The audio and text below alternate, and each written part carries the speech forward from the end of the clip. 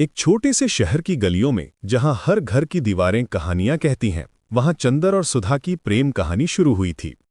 ये कोई फिल्मी प्रेम कहानी नहीं थी, बल्कि एक ऐसा प्रेम था जो शब्दों में कभी व्यक्त नहीं हुआ, सिर्फ आंखों की भाषा में बात करता रहा।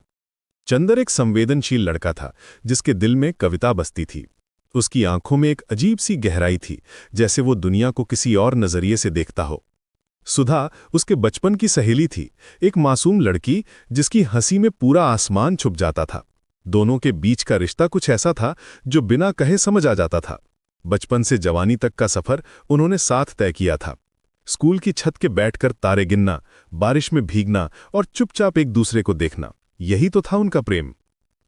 चंदर जब भी सुधा को देखता उसके दिल में कुछ हलचल होती। वो चाहता था कि कह दे अपने दिल की बात, लेकिन डर जाता था, क्या पता सुधा क्या सोचे। सुधा भी चंदर के लिए कुछ खास महसूस करती थी।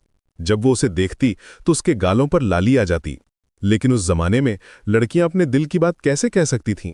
समाज के नियम, परिवार की मर्यादा, सब कुछ उनके बीच दीवार बनकर खड़ा था। धीरे धीरे वक्त बीतता गया।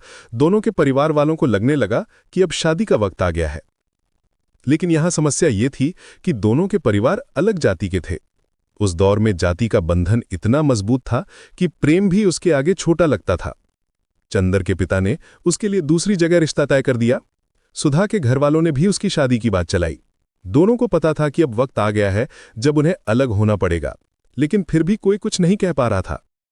एक शाम जब सूरज डूब रहा था और आसमान में लाली छाई हुई थी, चंदर और सुधा आखिरी बार मिले। वो पुराना बरगद का पेड़ जहां वो बचपन में खिला करते थे, उसी के नीचे बैठे थे। दोनों जानते थे कि ये उनकी आखिरी मुलाकात है। चंदन ने हिम्मत जुटाई और कहा, सुधा, मैं तुमसे कुछ कहना चाहता हूं। सुधा ने उसकी तरफ देखा, उसकी आंखों में आंसू थे। मुझे पता है चंदर, मुझे सब पता है, उसने धीरे से कहा, लेकिन अब कुछ नहीं हो सकता।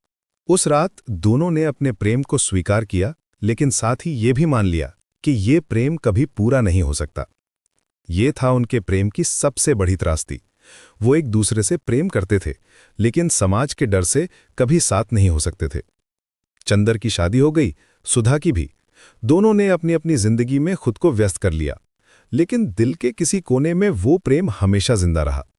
चंदर जब भी अकेला होता, सुधा की याद आती। सुधा भी चंदर को भूल नहीं पाती थी। सालों बाद जब दोनों के बाल सफेद हो गए, तब एक दिन अचानक मुलाकात हुई। बाजार में भीड़ के बीच दोनों की नजरें मिली। वही पुराना प्रेम, वही पुरानी तड़प, सब कुछ वापस आ गया। लेकिन अब वो सिर्फ मुस्कुरा कर रह गए। कुछ कहने की जरूरत नहीं थी, सब कुछ आंखों में लिखा था। छोटू, ये कहानी हमें सिखाती है कि प्रेम हमेशा मिलन में नहीं होता, कभी कभी प्रेम त्याग में भी होता है। चंदर और सुधा ने अपने प्रेम को समाज के आगे नहीं रखा, बल्कि परिवार की मर्यादा को बनाए रखा। ये था उनके प्रेम की पवित्रता। आज भी जब हम उस पुराने बरगद के पेड़ के पास से गुजरते हैं, तो लगता है जैसे हवा में अभी भी उनके प्रेम की खुशबू बसी हुई है।